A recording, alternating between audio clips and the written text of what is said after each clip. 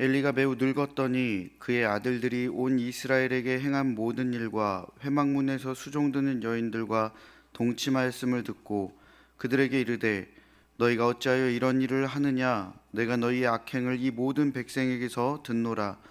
내 아들들아, 그리하지 말라. 내게 들리는 소문이 좋지 아니하니라. 너희가 여호와의 백성으로 범죄하게 하는도다. 사람이 사람에게 범죄하면 하나님이 심판하려니와 만일 사람이 여호와께 범죄하면 누가 그를 위하여 간구하겠느냐 하되 그들이 자기 아버지의 말을 듣지 아니하였으니 이는 여호와께서 그들을 죽이기로 뜻하셨음이더라. 아이 사무엘이 점점 자라매 여호와와 사람들에게 은총을 더욱 받더라. 아멘. 여러분 혹시 주변에 여러분의 마음을 잘 헤아려 주는 사람이 있습니까? 또는 여러분이 마음을 잘 헤아려 줄 수 있는 그러한 사람이 있습니까?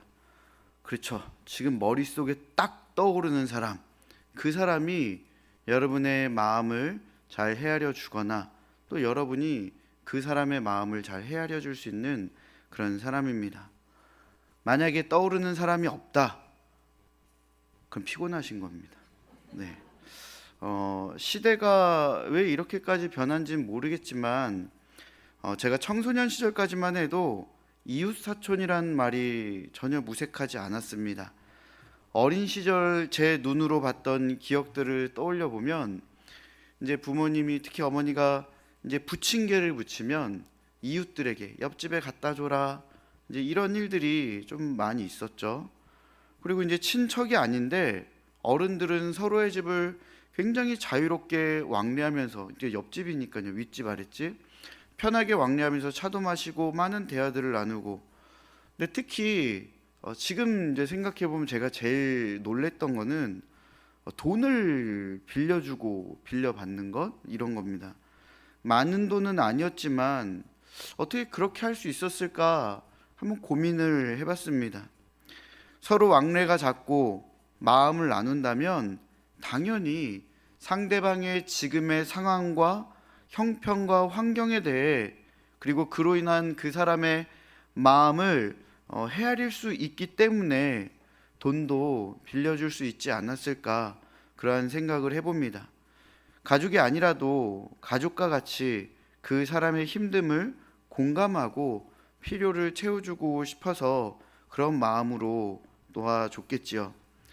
그런데 여러분, 요즘 시대는 어떠할까요? 다른 사람의 마음을 헤아려 주기보다는 지극히 개인주의, 더 나아가서는 아주 극심한 이기적인 마음이 가득한 세상이 아닌가 싶습니다. 뉴스나 기사들을 접하다 보면 민폐남, 민폐녀라는 단어들을 종종 듣게 되죠. 그러니까 기본적인 상식과 도덕을 지키지 않고 공공장소든 어디서든 자신의 편의와 자기 중심적으로 생각하고 말하고 행동하는 사람, 이러한 사람들을 민폐남, 민폐녀라고 합니다. 그러니까 그냥 더 쉽게 말하면 다른 사람에게 폐를 끼치는 사람을 말하는 거죠. 이들이 왜 이렇게 민폐를 끼칠까요? 다른 사람에 대한, 타인에 대한 이해가 없기 때문입니다. 내가 떠들면 다른 사람이 불편한지, 내 행동이 이 공간에 있는 사람 중에 불편함을 주지는 않는지, 다른 사람의 마음을 전혀 헤아릴 줄 모르기 때문에 민폐를 끼치는 것입니다. 그렇게 이기적인 사람은 더 나아가서는 폭력을 일으키기도 하죠. 수많은 사건 사고들을 보면 차량과 관계된 내용이 요즘엔 좀 많이 있습니다. 상대방이 잘못했는데 그러니까 제가 만약에 운전을 해요. 근데 상대방이 잘못해서 위험하니까 빵 한번 해요. 그러면은 그 경적 한번 울렸다고 보복 운전을 하거나 심지어는 폭력으로 대응하는 사람들이 유난히 많아졌죠. 분명한 것은 자기가 잘못을 했어도 인정하기보다는 자신을 더욱더 소중하게 생각해서 잘못을 인정하지 않는 괴팍하고 삐뚤어진 마음을 가진 사람들이 많아진 지금 세상입니다. 여러분, 지금 우리가 살고 있는 세상이 이렇습니다. 참으로 어둡고 암담하지요. 자기 자신이 너무나도 중요해서 다른 사람에 대한 이해, 배려, 다른 사람의 마음에 그 상황에 대한 헤아림, 이런 것들이 사라져버린 그런 시대입니다. 그렇게 다른 사람의 마음을 헤아릴 줄 모르는 사람이 하나님의 마음은 헤아릴 수 있을까요? 하나님이 원하시는 것, 하나님께서 뜻하신 것이 무엇인지 하나님의 말씀을 보고 설교를 들으면서 깨달을 수 있을지 한번 생각을 하게 되죠. 근데 그런 사람들은요, 죽었다 깨어나도 절대로 하나님의 마음을 헤아리지 못합니다. 오늘 본문의 말씀은 패역한 세대의 모습을 굉장히 적나라하게 보여줍니다. 엘리 대제사장의 아들들의 모습이 그 대표입니다. 그리고 엘리 대제사장의 아들들의 모습은 그 당시의 상황을 또한 대표하고 있다는 것, 그러니까 그 시대의 문화와 상황이 지금 이들의 모습과 똑같다라는 것을 우리에게 보여줍니다. 사무엘상 2장 22절 말씀입니다. 우리 화면을 같이 보시면요, 엘리가 매우 늙었더니 그의 아들들이 온 이스라엘에게 행한 모든 일과 회막문에서 수종드는 여인들과 동침하였음을 듣고. 여러분, 엘리 제사장의 아들들은, 두 아들은 제사장입니다. 백성을 대표하는 사람들이죠. 하나님의 백성을 하나님 앞으로 올바르게 인도하는 것이 제사장의 역할입니다. 그런데 성경은 이 두 아들이 온 이스라엘에 행한 일이 있다고 기록하고 있습니다. 온 이스라엘에게 행한 모든 일, 여러분, 이게 좋은 일일까요? 절대로 그럴 수가 없지요. 방금 기록된 대로 온 이스라엘에게 행한 모든 일과 그리고 뒤에 이어지는 내용이요, 회막문에서 수종드는 여인들과 동침을 했다고 고발을 하지요. 앞의 내용과 뒤의 내용이 연결되기 때문에 그리고라는 단어가 사용이 된 거죠. 그래서 앞의 내용도 굉장히 악한 내용들로 가득했다라고 우리는 충분히 생각해 볼 수 있습니다. 얼마나 잘못한 게 많으면 성경은 어떤 것에 대해서 꼭 짚지 않고 온 이스라엘에게 행한 모든 일이라고 그렇게 말씀을 하겠습니까? 부정부패라는 말이 이 엘리의 두 아들들을 설명하기에 가장 어울리는 단어가 아닌가, 그렇게 생각해 볼 수 있습니다. 그들은 지금까지 악한 짓만 골라서 행합니다. 그것도 하나님의 백성을 바르게 이끌어야 하는 지도자가 하나님의 백성에게 나쁜 짓을 서슴지 않고 한 것이죠. 뿐만 아니라 그들의 행동은 하나님께서 가장 가증스럽게 여기시는 우상 숭배와 동일한 행동을 합니다. 우상 숭배자들은 신전에서 예배 행위 중에 하나라는 명목으로 서로의 육체를 탐하고 몸을 섞습니다. 그게 우상 숭배자들이 신전에서 예배 때 하는 행위이죠. 아주 더러운 행위입니다. 그런데 엘리의 두 아들들이 어떤 더러운 짓을 합니까? 회막에서 수종드는 여인, 다시 말해 예배드리는 곳을 섬기는 여인들과 동침을 하여 하나님께 예배드리는 거룩한 장소가 그 의미들이 더럽혀지고 우상 숭배자들과 똑같이 회막에서 몸을 섞어버리니 하나님을 하나의 우상으로 전락시켜버리는 엄청난 죄악을 저지른 겁니다. 수많은 일들, 모든 일과 그리고 분명하게 아주 악랄한 일들을 자세하게 얘기하죠. 회막문에서 수종든 여인들과 동침하였음을 듣고. 네, 여러분, 여기서는 윤리적인 것, 도덕적인 것을 넘어서서 하나님을 그렇게 하나의 우상으로 만들어버린 그 죄악을 고발하는 것입니다. 여러분, 이 시대가 얼마나 문제가 많고 영적으로 타락했는지 조금은 감이 오십니까? 제사장들은 타락했고 하나님의 전은 우상을 숭배하는 것과 별반 다를 것이 없었습니다. 결국 하나님을 오직 유일한 하나님이 아닌 우상 중에 하나로 전락시켜버린 그러한 시대입니다. 그것도 하나님의 백성, 특히 하나님과 백성 사이를 연결시키는 제사장이 그러한 일을 한 것입니다. 그런데 이것보다 더 큰 문제가 엘리의 아들들에게 그리고 당시에 하나님의 백성들에게 동일하게 일어납니다. 12절의 말씀이죠. 엘리의 아들들은 행실이 나빠 여호와를 알지 못하더라. 여기서 행실이 나쁘다는 것은 무가치하다, 결실이 없다라는 의미입니다. 그들은, 엘리의 두 아들들은 결실을 맺지 못하는 참으로 무가치한 인생을 살고 있었다라는 것을 성경은 분명하게 말해줍니다. 그런데 그들이 결실을 맺지 못하는 무가치한 인생을 산다는 것은 무엇으로 기준 삼아 판단할 수 있는가? 바로 뒤에 나오죠. 여호와를 알지 못하였다. 이 말씀이 이들이 무가치한 삶, 결실이 없는 삶을 살았다라는 것을 분명하게 알려주는 기준이 됩니다.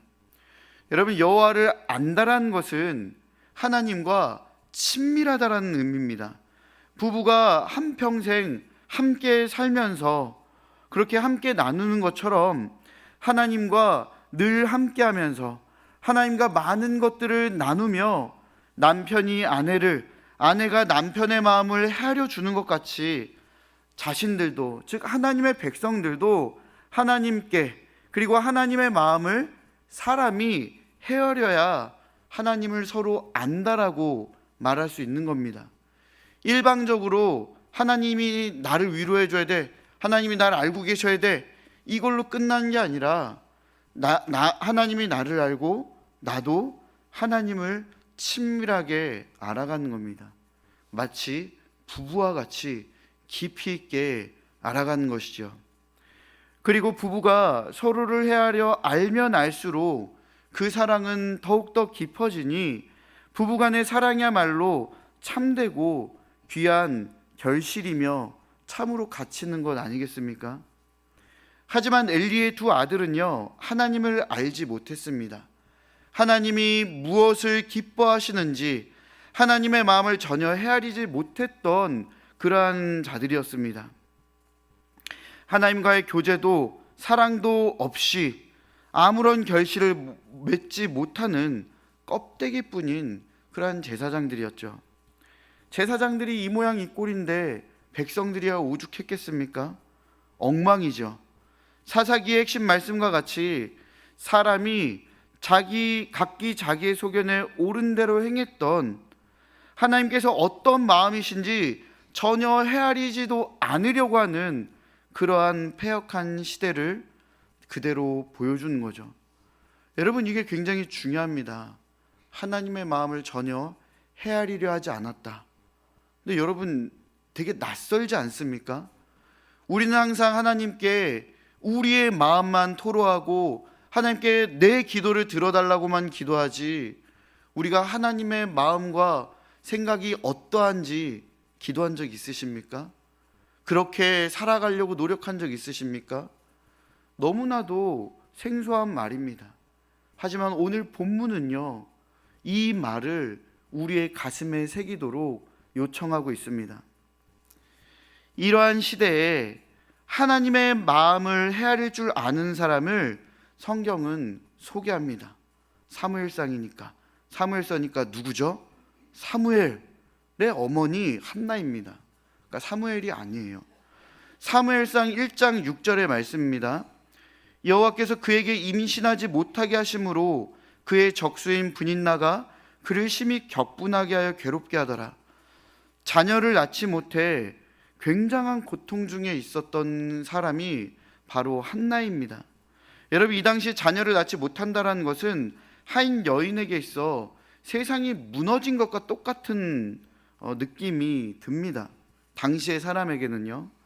사람들이 자녀를 낳지 못하는 여인을 향해 도덕적, 윤리적으로 판단을 합니다.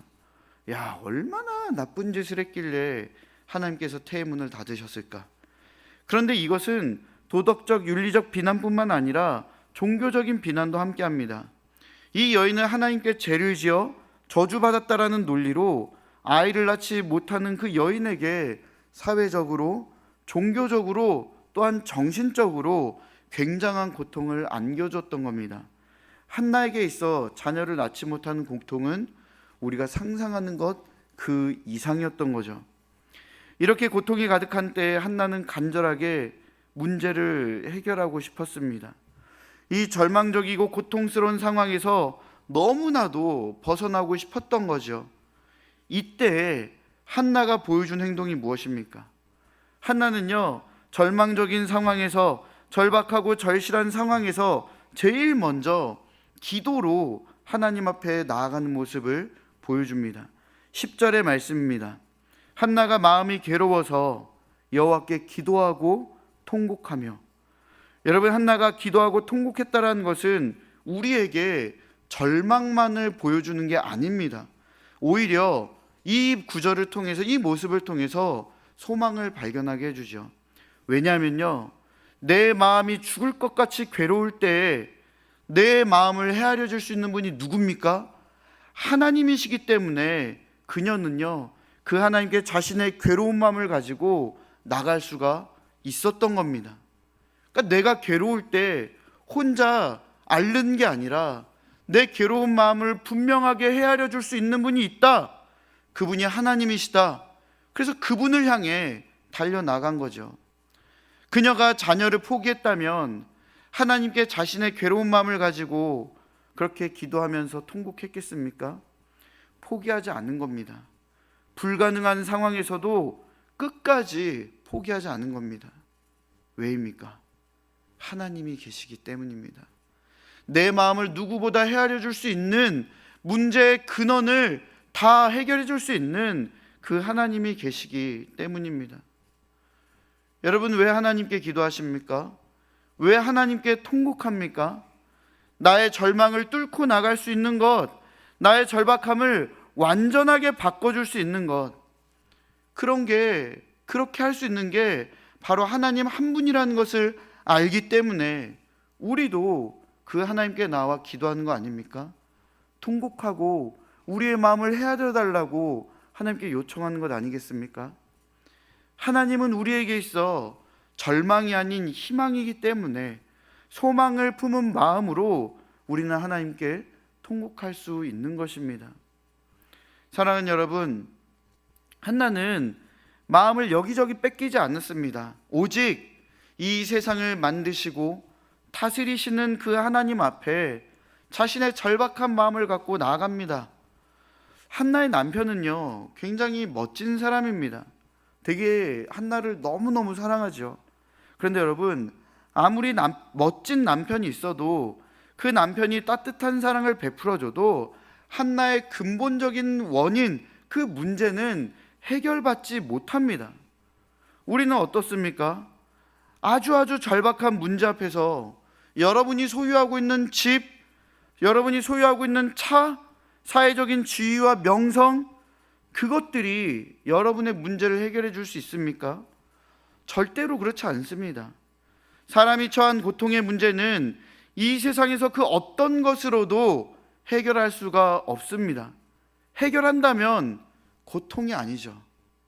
어떻게 해결할 수 있는 문제를 고통의 문제라고 말할 수 있습니까? 그렇기 때문에 한나처럼 우리는 하나님 앞에, 그 하나님 앞에 나아가 기도하고 통곡하게 되는 것입니다. 어떤 장애물이 여러분을 막고 있습니까? 어떤 문제가 여러분의 마음을 절박하고 절실하게 만듭니까? 여러분, 우리는 이럴 때 무엇을 해야 합니까? 한나와 같이 절박하고 절실한 마음으로 하나님 앞에 나아가 통곡하며 기도하는 것밖에 없습니다.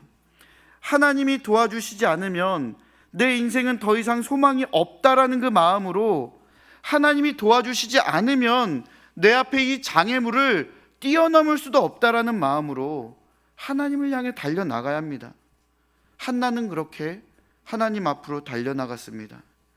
하나님 앞으로 달려나간 한나가 한 행동은요, 바로 하나님과 마음을 나눈 것입니다. 여러분, 이게 굉장히 중요합니다. 우리가 하나님께 나아간 다음 우리가 해야 할 행동은요, 하나님과 마음을 나누는 겁니다.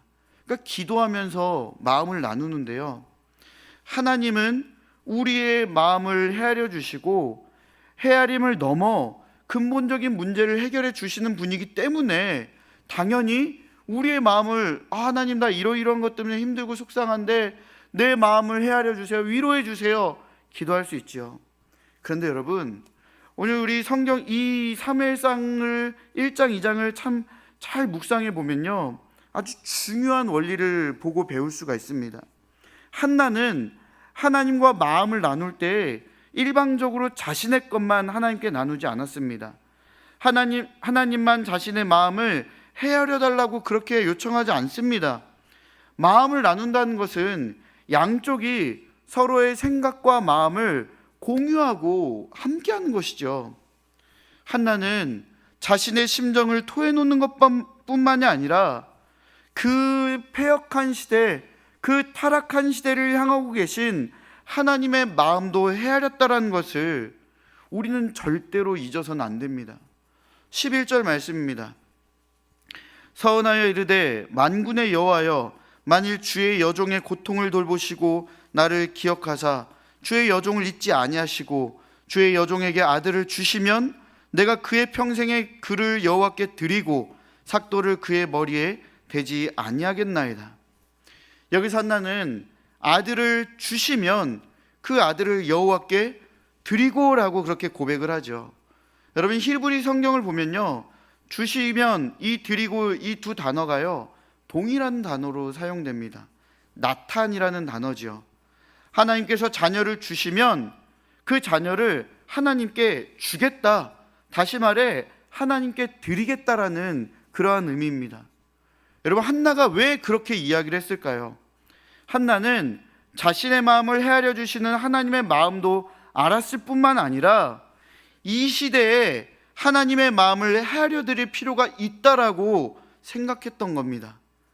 내가 힘드니까 나만 하나님이 헤아려 주셔야 돼, 이게 아니라 지금 이렇게 패역하고 타락한 시대 속에 하나님의 마음이 어떠한지를 그녀는 알았고 그 하나님의 마음을 그녀는 헤아려 드리려고 노력했다라는 것입니다.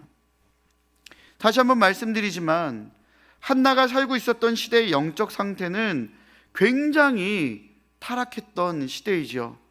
이 타락하고 어두운 세상에 하나님의 영광의 빛이 비춰져야 한다는 것을 한나는 잘 알고 있었습니다. 하나님의 마음을 시원케 하는 자가 이 시대에 필요하다는 것을 한나는 잘 알고 있었죠.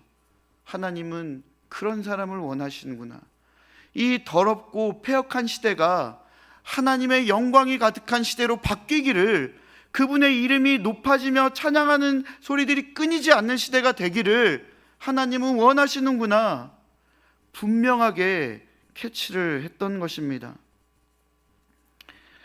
이런 시대 속에서 하나님의 마음을 헤아려 드리는 것은 그러한 시대에 하나님의 말씀을 선포하고 하나님의 사람으로서 온전히 설 사람, 그래서 하나님께서 자신의 마음을 헤아려 주신다면 나에게 아들을 주시고 한나 자신이 하나님의 마음을 헤아려 드리기 위해 자신에게 주신 아들을 하나님의 영광을 위해 드리겠다라고 기도했던 것입니다. 이게 바로 한나의 기도입니다. 그리고 하나님의 뜻이기도 한 것이죠. 한나는 그 하나님의 뜻을 분명하게 알았던 것입니다. 여러분, 엘리 제사장의 두 아들과 한나의 모습이 너무나도 비교되지 않습니까? 한나는 하나님의 마음을 헤아릴 줄 알았던 사람이고 엘리의 두 아들은 하나님의 마음을 헤아릴 줄 몰랐던 사람들입니다. 그런데 웃기죠. 제사장이 그 누구보다 하나님의 마음을 헤아릴 줄 알아야 하는데 그들이 그렇게 하지 못했던 겁니다. 여러분, 24절에서 엘리 제사장이 아들들에게 하는 말을 보십시오. 24절 말씀입니다. 내 아들들아, 그리하지 말라. 내게 들리는 소문이 좋지 아니하니라. 너희가 여호와의 백성으로 범죄하게 하는도다. 뭘 그리하지 말라고 하는 걸까요? 하나님께서 기뻐하시지 않는 일들을 하지 말라고 말하는 겁니다. 죄악을 멈추라고 하는 것입니다. 그러면 안 된다라고 말하는 것입니다. 사무엘상 1장과 2장의 내용만 봐도 우리는요, 하나님께서 기뻐하신 일이 무엇인지 충분히 알 수 있습니다. 한나의 이야기를 기록하신 것, 그리고 뒤에 엘리의 두 아들들의 이러한 엉망인 모습을 보여주신 것, 하나님께서는 이 두 이야기를 통해 하나님의 마음을 헤아릴 줄 알아야 한다는 것을 우리에게 가르쳐 주신 겁니다. 한나는 하나님의 마음을 헤아릴 줄 알았습니다. 그러나 엘리의 두 아들들은, 그 제사장들은 하나님의 마음을 헤아릴 줄 못했던 것입니다. 하나님의 마음을 헤아리지 못한다면 그러면 안 된다라고, 그리하지 말라, 이렇게 이야기를 하는 것이죠. 근데 여러분, 엘리 제사장도 그렇게 영성이 좋지는 않았습니다. 그러나 이렇게 영성이 좋지 않은 엘리 제사장까지도 하나님은 그 입술을 통해 말씀하신 것이죠. 하나님께서 기뻐하시지 않는 일들은 하지 말며 그렇게 가식적인 행동들은 멈추라고 말씀을 하시며 우리에게 알려주십니다. 하나님은 지금 여러분에게 엘리의 입을 통해 말씀하고 계십니다. 그리하지 말라. 우리는 오늘 본문의 말씀을 묵상하면서 우리가 그리하지 말아야 할 것을 생각해 봐야 합니다. 근데 여러분, 여기서 역으로 생각한다면요, 하나님께서 말씀하시는 그리해야 할 것은 그럼 무엇인가를 반대로 생각해 볼 수가 있죠. 우리가 해야 하는 것, 근데 그게 하나님께서 기뻐하실 만한 것, 여러분 그게 뭘까요? 하나님의 마음을 헤아려 드리는 일, 그것이 바로 하나님을 기쁘시게 해 드리는 것임을 오늘 본문의 말씀을 통해 우리는 알게 됩니다. 나만 하나님의 헤아려 달라고 요청하는 것이 아니라 우리도 당연히 하나님의 마음을 헤아려 드릴 수 있는 자가 되게 해달라고 그렇게 하나님께 기도해야 하는 것입니다. 하나님은 이 세상을 창조하신 분이시고 이 세상의 모든 것이 다 하나님 것입니다. 여러분, 이러한 하나님에게 아쉬운 게 뭐가 있을까요? 감히 피조물 따윈 우리가 창조주이신 하나님의 마음을 헤아려 드릴 것이 뭐가 있겠습니까? 하나님은 부족한 게 없는데요. 근데 여러분, 정확하게 한 가지가 있습니다. 하나님께서 우리를 너무나도 사랑하셔서 우리 이 온 인류에게 행하신 가장 위대한 일이 무엇이죠? 네? 초등학생들은 잘 대답하던데, 네. 구원입니다. 네. 그러면 이 구원을 이루시기 위해 무엇을 하셨습니까? 하나밖에 없는 아들이면서 하나님 자신이신 예수 그리스도께 육신을 입히시고 이 땅에 보내주신 것이죠. 이 땅에 오신 것이죠. 우리를 대신해서 죄에 대한 벌을 받으시고 예수님은 십자가에서 죽으셨습니다. 그 예수 그리스도로 인하여 우리는 지옥이 아닌 하나님 나라를 선물로 받게 된 것입니다. 하나님은 예수 그리스도를 통해 우리를 향하신 그 하나님의 간절한 사랑을 우리에게 보여주셨습니다. 우리는 하나님께서 보내주신 그 사랑의 결정체인 예수 그리스도를 믿음으로 우리를 기쁨으로 맞아주시는 하나님 나라에서 영원히 살게 되었죠. 예수님을 믿고 하나님 나라에 가는 것, 여러분, 이것이 바로 우리가 하나님의 마음을 헤아려 드리는 것입니다. 어려운 것이 아닙니다. 하나님이 부족함 없는 하나님이, 불가능한 것 없는 하나님이, 뭐든지 마음만 먹으시면 다 할 수 있는 하나님이 우리에게 뭘 원하시겠습니까? 야, 내가 너를 사랑해서 이 예수를 보내줬는데, 너를 구원해 주기 위해서 이 예수를 보내줬는데, 그럼 우리는 그 예수님을 믿는 것, 그게 바로 하나님을 가장 기쁘시게 해드리는 것 아니겠습니까? 그렇게 하나님의 마음을 헤아려 드리는 것 아니겠습니까? 우리는 바로 예수를 나의 그리스도로 믿는 것이 하나님의 마음을 헤아려 드리는 것이고 하나님을 가장 기쁘시게 해 드리는 것입니다. 하나님께서는 죄인들이 하나님께로 돌아오기를 원하십니다. 그래서 예수님을 보내주셨죠. 그 생명을 우리에게 대속제물로 주셨습니다. 그 정도로 우리를 사랑하십니다. 하나님의 마음을 헤아린다는 것, 우리가 예수를 그리스도로 믿고 구원에 이르는 것입니다. 그러면 이 일을 통해서 누가 기뻐하는 것입니까? 하나님께서도 기뻐하시는 것이지만 우리 사람도 기뻐할 수 있는 일입니다. 우리는 구원으로 인해 예수님이 우리와 함께 하시게 되었습니다. 예수님과 하나로 이어졌지요. 예수님을 통해 매 순간 헤아림을 받고 있습니다. 내가 힘들 때, 삶이 고될 때, 육신이 병들었을 때, 마음이 아프고 힘들 때, 괴로울 때, 물질의 어려움 속 등 어떤 상황 속에서도 우리는 우리와 하나로 연결되신 그 예수님으로 인해 위로를 받고 견디며 살아갈 수 있는 힘을 얻게 된 것입니다. 우리를 사랑하시는 하나님의 마음을 헤아려 예수를 그리스도로 믿었기 때문에 이러한 은혜들이 우리에게 따라오게 된 것입니다. 그런데 여러분, 우리가 엘리의 그 아들들과 마찬가지로 여전히 하나님의 마음을 헤아리지 못한다면요, 즉 예수님을 믿지 못한다면요, 하나님께서 우리를 사랑하셔서 아끼지 않고 대속제물로 주신 그 예수 그리스도를 믿지 않는다면요, 여러분, 엘리 제사장이 한 말과 같이 그리하면 안 됩니다. 그리하지 말라.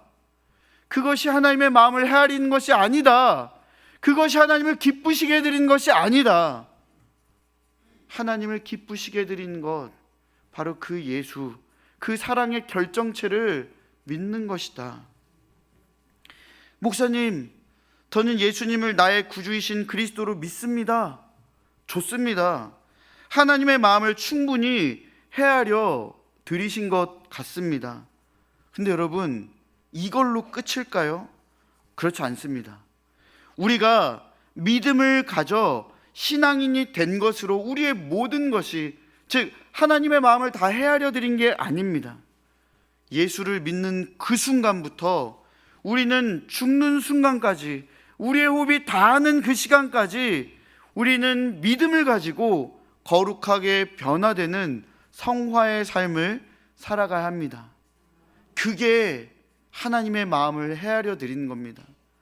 우리가 주님을 만난 그 시간부터 하나님이 우리를 부르시는 그 모든 생애까지 하나님으로 인해서 기뻐하는 것, 하나님으로 인해서 만족하는 것, 하나님의 그 베풀어 주시는 은혜와 영광을 우리의 삶 가운데 풍성히 누리는 것, 이것이 바로 하나님을 기쁘시게 해드리는 것이며 하나님의 마음을 헤아려 드리는 것입니다. 사랑하는 여러분, 매일 매순간 예수를 그리스도로 믿음으로 여러분의 은혜가 충만하십니까? 어떠한 환난과 어려움이 와도 감사함으로 능히 그 모든 것들을 이겨내고 있으십니까? 반대로 하나님을 원망하고 불평하고 계십니까? 만약 환난과 고난으로 인해 하나님을 원망하고 불평하고 계시다면, 기쁨을 누리지 못하고 계시다면, 여러분, 그리하지 마십시오. 그리하지 마십시오. 여러분, 하나님 믿으시잖아요. 하나님을 신뢰하시잖아요. 여러분의 눈물을 기쁨으로 바꿔주시고 여러분의 슬픔을 춤으로 변화시켜 주시는 게 바로 우리가 믿는 하나님이시잖아요. 하나님의 사랑이 그 예수님을 통해 나타났잖아요. 그러면 우리는 기대해야 합니다. 소망해야 합니다. 슬픔 속에서도 기쁨을 바라볼 수 있어야 합니다. 그렇게 참된 믿음으로 살아가는 사람만이 하나님의 마음을 헤아릴 줄 아는 사람인 것입니다. 하나님이 여러분들을 그렇게 사랑하시는데 여러분이 슬퍼한다면 하나님이 기뻐하시겠습니까? 절대로 그렇지 않죠. 우리가 슬픔 속에서도 하나님이 베푸시는 그 은혜로 감사한다면 하나님은 너무나도 행복하신 거죠. 그렇지 않습니까? 그게 바로 우리가 마지막까지 살아가야 하는 우리의 삶의 모습이며 지향점인 것입니다. 그래 우진아, 내가 너를 사랑해서 보내준 예수를 믿고 그 예수로 인해 변화없이 나를 사랑하고 의지하는구나. 너의 믿음이 흔들리지 않는구나. 참 기쁘다. 이게 우리를 향한 하나님의 마음이 아닐까 싶습니다. 사랑하는 여러분, 지금 시대는 한나가 살았던 시대와 별반 다르지 않습니다. 패역한 시대이며 죄악이 가득한 시대입니다. 우리가 살아가기에 이 시대는 너무나도 어둡고 두렵습니다.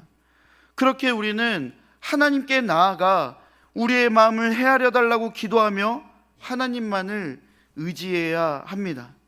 또한 그것뿐만 아니라 더 나아가 예수를 그리스도로 믿는 믿음의 결단과 그 믿음으로 이 시대 속에서 거룩하게 변화하며 살아가 이 시대에 하나님의 영광의 빛과 더 이상 부패하지 않는 소금과 같은 역할로 살아가는 우리가 되어야 하는 것입니다.